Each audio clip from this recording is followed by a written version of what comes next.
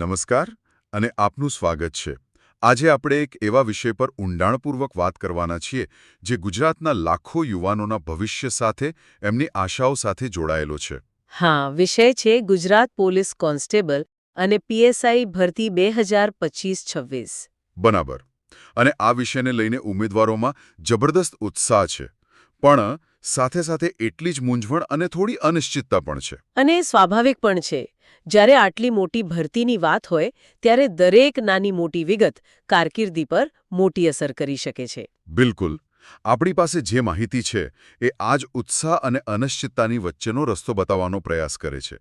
એવું લાગે છે કે એક જાહેરાત તો થઈ છે, પણ સત્તાવાર રીતે ઘણું સ્પષ્ટ થવાનું બાકી છે. હા, તો ચાલો સીધા મુદ્દા પર આવીએ. આપણી પાસે જે વિગતો છે તે મુજબ આખી વાત અત્યારે અટકેલી ક્યાં છે? આટલો બધો વિલંબ શા માટે? તમે સીધો સૌથી મહત્વનો સવાલ જ પૂછી લીધો. જુઓ, આખી ચર્ચાનું જે કેન્દ્રબિંદુ છે ને એ છે ગુજરાતના નાયબ મુખ્યમંત્રી શ્રી હર્ષ સંઘવી દ્વારા એક જાહેર કાર્યક્રમમાં થયેલી જાહેરાત. હા. અભ્યાસ કરી રહ્યા છીએ તેમાં એક બહુ જ મહત્વનો મુદ્દો છુપાયેલો છે અને કદાચ એ જ આ વિલંબનું કારણ સમજાવે છે. અને એ મુદ્દો કયો છે? મુદ્દો એ છે કે હજુ ગત વર્ષની એટલે કે જે ચાલુ પોલીસ કોન્સ્ટેબલ અને પીએસઆઈની ભરતી છે એના અંતિમ પરિણામો જાહેર થયા નથી. અહીં સમજવા જેવી વાત એ છે કે આ માત્ર એક જાહેરાત છે, કોઈ સત્તાવાર એટલે કે ઓફિશિયલ ગવર્મેન્ટ નોટિફિકેશન નથી. અને જ્યાં સુધી એક ભરતી પ્રક્રિયા સંપૂર્ણપણે પૂરી ન થાય ત્યાં સુધી નવી ભરતીની સત્તાવાર પ્રક્રિયા શરૂ કરવી વહીવટી દૃષ્ટિએ થોડી મુશ્કેલ હોય છે. એક મિનિટ. આ તો બહુ મોટી અને મહત્વની વાત છે. હા, મતલબ કે જે ઉમેદવારો નવી ભરતીની રાહ જોઈ રહ્યા છે એમણે ખરેખર તો જૂની ભરતીના પરિણામો પર નજર રાખવી જોઈએ. શું નવી ભરતીનું ભવિષ્ય આની સાથે જોડાયેલું છે? હા, અને આ માત્ર અટકળ નથી. આ એક વહીવટી પ્રક્રિયાનો તાર્કિક ક્રમ છે. ઓકે.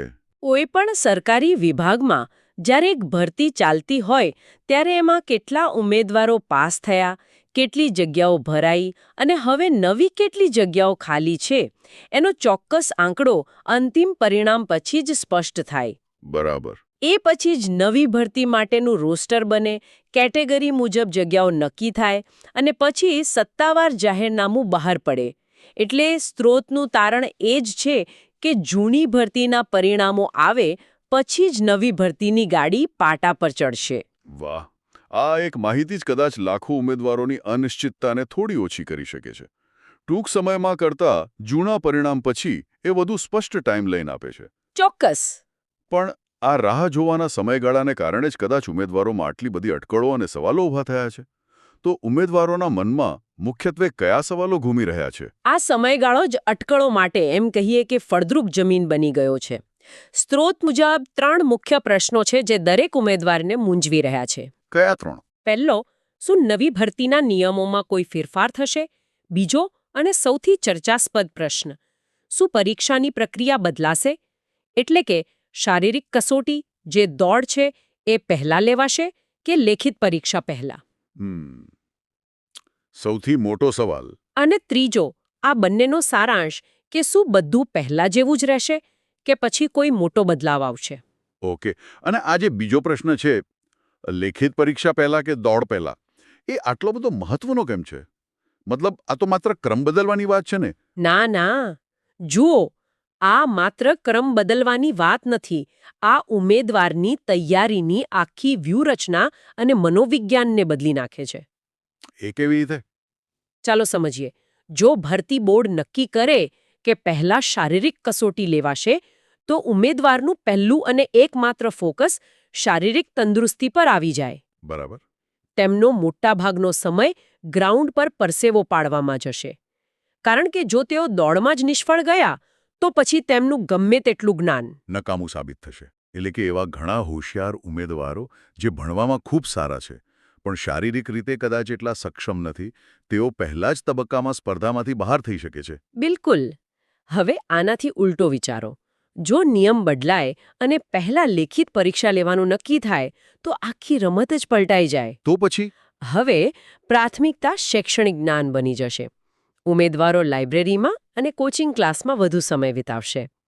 જે ઉમેદવારો શારીરિક રીતે કદાચ થોડા પાછળ હોય પણ બૌદ્ધિક રીતે સક્ષમ હોય તેમને પોતાની તાકાત પર રમીને આગળ વધવાની તક મળે છે. તો પછી ભરતી બોર્ડ આવો નિર્ણય કયા આધારે લે છે? મતલબ એક પદ્ધતિ બીજી કરતાં સારી કેમ ગણાય? અહીં બંને પદ્ધતિ પાછળ એક ચોક્કસ વહીવટી તર્ક છે. દાખલા તરીકે પહેલા દોડ રાખવાથી શું થાય? લાખો ઉમેદવારોમાંથી એવા ઉમેદવારો મોટી સંખ્યામાં ફિલ્ટર થઈ જાય છે જેઓ કદાચ ફિલ્ડ ડ્યુટી માટે શારીરિક રીતે ઓછા સક્ષમ હોય.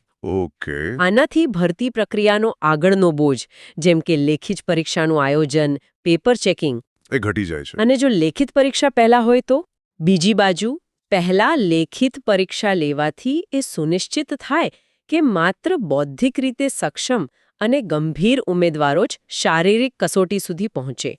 આનાથી એવા ઉમેદવારો પર સમય અને સંસાધન વેડફાતા નથી જેઓ કદાચ શૈક્ષણિક રીતે લાયક જ ન હોય. બંનેના પોતાના ફાયદા છે. આ સમજૂતી ખરેખર ઉપયોગી છે, પણ મને એક વાતનો વિચાર આવે છે. આ જે અનિશ્ચિતતાની સ્થિતિ છે તેની ઉમેદવારોના મનોબળ પર કેવી અસર થતી હશે? તમે બહુ સંવેદનશીલ મુદ્દો ઉઠાવ્યો છે. કારણ કે આખો દિવસ તૈયારી કરતા યુવાનો માટે આ સ્થિતિ કેટલી તણાવપૂર્ણ હશે? ખૂબ જ. આની મનોવૈજ્ઞાનિક અસર ખૂબ ઊંડી હોય છે. ઉમેદવારો માત્ર અભ્યાસ નથી કરતા, તેઓ પોતાનો સમય, પૈસા અને કારકિર્દીના અમૂલ્ય વર્ષોનું રોકાણ કરે છે. સાચી વાત છે. જ્યારે સામે કોઈ સ્પષ્ટ લક્ષ્ય ન હોય ત્યારે દિશાહીનતા અનુભવાય છે. દોડું કે વાંચું? આ નાનો સવાલ રોજે રોજ માનસિક થાક આપે છે. ઘણા ઉમેદવારો તો નોકરી છોડીને તૈયારી કરતા હોય છે. એમના પર આર્થિક દબાણ પણ હોય. આ અનિશ્ચિતતા એમની ધીરજ અને આત્મવિશ્વાસની કસોટી કરે છે. સાચી વાત છે. એટલે કે ઉમેદવારો અત્યારે પગ મજબૂત કરવા કે મગજ, એ મૂંઝવણમાં છે. આ સ્થિતિ ખરેખર કઠિન છે. હા, તો હવે સૌથી મોટો સવાલ એ છે કે આ સંજોગોમાં ઉમેદવારોએ કરવું શું? એક તરફ અનિશ્ચિતતા છે અને બીજી તરફ લાખો લોકોની સ્પર્ધા. હાથ પર હાથ ધરીને બેસી તો ન જ શકાય? બિલકુલ નહીં. અને અહીં જ સ્માર્ટ તૈયારી કરનાર ઉમેદવાર અલગ તરી આવે છે. જુઓ, આ સમયગાળાનો શ્રેષ્ઠ ઉપયોગ કેવી રીતે કરવો એની કોઈ એક ફોર્મ્યુલા નથી, પણ એક સંતુલિત અભિગમ અપનાવી શકાય. કેવું અભિગમ? અફવાઓ પર ધ્યાન આપવાને બદલે એવા પાયાના વિષયો અને કૌશલ્યો પર ધ્યાન કેન્દ્રિત કરવું જોઈએ જે પરીક્ષાની પદ્ધતિ ગમે તે હોય કામ લાગશે જ. દાખલા તરીકે આ પાયાના વિષયો કયા હોઈ શકે? જેમ કે શારીરિક તૈયારીની વાત કરીએ તો કોઈક ચોક્કસ તારીખને ધ્યાનમાં રાખીને સ્પ્રિન્ટની તૈયારી કરવાને બદલે જનરલ ફિટનેસ, સ્ટેમિના અને એન્ડ્યુરન્સ વધારવા પર ધ્યાન આપવું જોઈએ. એટલે કે રોજિંદી કસરત. હા, રોજ દોડવું, કસરત કરવી એ શરીરને હંમેશા તૈયાર રાખશે. ભલે પરીક્ષા કાલે હોય કે 3 મહિના પછી, આ રોકાણ ક્યારેય વ્યર્થ નહીં જાય. અને શૈક્ષણિક તૈયારીનું શું? ત્યાં તો સિલેબસ બહુ મોટો હોય છે. ત્યાં પણ પાયાના વિષયો પર ધ્યાન કેન્દ્રિત કરવું જોઈએ જે ક્યારે બદલાતા નથી, જેમ કે ગુજરાતનો ઇતિહાસ, ભૂગોળ, બંધારણના મૂળભૂત સિદ્ધાંતો અને ગુજરાતી વ્યાકરણ. આ તો કોર સબ્જેક્ટ્સ છે. હા, આ વિષયો દરેક પરીક્ષાનો આધાર સ્તંભ હોય છે. કરંટ અફેર્સની તૈયારી તો સતત ચાલતી જ રહેવી જોઈએ. કાયદા જેવા વિષયમાં પણ આઈપીસી, સીઆરપીસી અને એવિડન્સ એક્ટ જેવા મુખ્ય કાયદાઓની મૂળભૂત સમજ કેળવવી હંમેશા ફાયદાકારક રહે છે. આ એવી તૈયારી છે જે પેટર્ન બદલાય તો પણ નકામી નહીં જાય. એટલે તમારો કહેવાનો અર્થ એ છે કે અત્યારે સ્પેશિયલાઇઝેશનની જગ્યાએ ફાઉન્ડેશન મજબૂત કરવાનો સમય છે. એકદમ બરાબર. જે ઉમેદવાર આ અનિશ્ચિત સમયનો ઉપયોગ પોતાનો પાયો મજબૂત કરવા માટે કરશે તે જ્યારે પણ સત્તાવાર જાહેરાત આવશે ત્યારે બીજાઓ કરતાં શરૂઆતથી જ 10 ડગલા આગળ હશે. આ સમયને રાહ જોવાના સમય તરીકે નહીં પણ તૈયારીને વધુ મજબૂત કરવાના બોનસ સમય તરીકે જોવો જોઈએ. ખૂબ જ સરસ અને વ્યવહારુ સલાહ. તો ચાલો આપણે અત્યાર સુધીની આખી ચર્ચાનો એક સારાંશ કાઢીએ જેથી મુખ્ય મુદ્દાઓ સ્પષ્ટપણે યાદ રહી જાય. ચોક્કસ. આપણે જે વિશ્લેષણ કર્યું તેમાંથી 4 મુખ્ય બાબતો સામે આવી. પહેલું, ગુજરાત પોલીસની નવી ભરતીની જાહેરાત થઈ છે, પરંતુ તે બિનસત્તાવાર છે. સત્તાવાર જાહેરનામું હજુ બાકી છે. બરાબર. બીજું અને સૌથી મહત્વનું તારણ, નવી ભરતીમાં વિલંબનું મુખ્ય કારણ સંભવતઃ ગત ભરતીના પરિણામોનું બાકી હોવું છે. જૂના પરિણામો પછી જ નવી પ્રક્રિયા વેગ પકડશે. હા. ત્રીજું, ભરતીના નિયમો અને ખાસ કરીને પરીક્ષાના ક્રમ એટલે કે લેખિત પહેલા કે દોડ પહેલા અંગે મોટી અનિશ્ચિતતા છે, જેની સ્પષ્ટતા સત્તાવાર સૂચનામાં જ થશે. અને ચોથું, આ સમયમાં શ્રેષ્ઠ વ્યૂહરચના એ છે કે બંને મોરચે એટલે કે શારીરિક અને શૈક્ષણિક પાયાની તૈયારી પર ધ્યાન કેન્દ્રિત કરવું. તમે બધી બાબતોને બરાબર આવરી લીધી. આ એક સંપૂર્ણ સારાંશ છે. તો એકંદરે માહિતી સ્પષ્ટપણે સૂચવે છે કે ઉમેદવારોએ ધીરજ રાખવી પડશે, અફવાઓથી દૂર રહેવું પડશે અને સત્તાવાર જાહેરાતની રાહ જોતા જોતા પોતાની પાયાની તૈયારી મજબૂત કરવી પડશે. અને અહીં હું એક અંતિમ વિચાર પ્રેરક મુદ્દો ઉમેરવા માંગીશ. હા, જરૂર. આપણે આખી ચર્ચા દરમિયાન અનિશ્ચિતતા, દબાણ અને મૂંઝવણની વાત કરી. આ બધું ઉમેદવારો માટે નકારાત્મક લાગે છે. પણ શું આપણે આને બીજી દૃષ્ટિથી જોઈ શકીએ? કેવી રીતે? વિચારવા માટે એક પ્રશ્ન મૂકું છું. પોલીસની નોકરી પોતે જ અનિશ્ચિતતાઓ અને અણધાર્યા પડકારોથી ભરેલી હોય છે. ખરું છે. ત્યાં દરરોજ નવી પરિસ્થિતિનો સામનો કરવો પડે છે અને દબાણ હેઠળ શાંત રહીને નિર્ણયો લેવા પડે છે. તો શું એવું બની શકે કે આ ભરતી પ્રક્રિયાની અનિશ્ચિતતા પોતે જ ઉમેદવારોની પહેલી અઘોષિત કસોટી હોય? એટલે કે આ પણ એક ટેસ્ટ છે.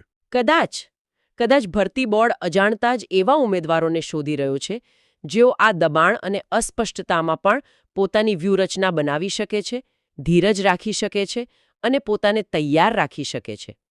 જે ઉમેદવાર આ અનિશ્ચિતતાને તકમાં ફેરવી શકશે તે કદાચ પોલીસ દળના અસલી પડકારો માટે સૌથી વધુ યોગ્ય સાબિત થશે.